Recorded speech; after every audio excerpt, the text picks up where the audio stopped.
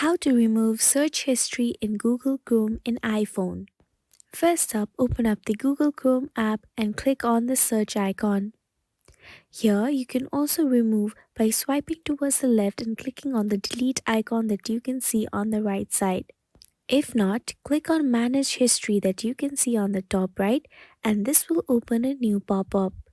This might take a few seconds to load, but once it has loaded, you can see an option called delete in the middle of the screen towards the right side.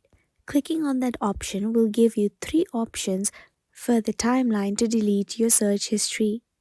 As you can see, once you click it, you have options of delete today, delete custom range, delete all time, and auto delete. Depending on the time of search history that you want to delete, click on the option and then as you can see the deletion will be completed. Click on got it, and this is how you can easily delete your search history in Google Chrome and iPhone. We hope this tutorial helped you. Thank you for watching and subscribe to our channel for more such videos.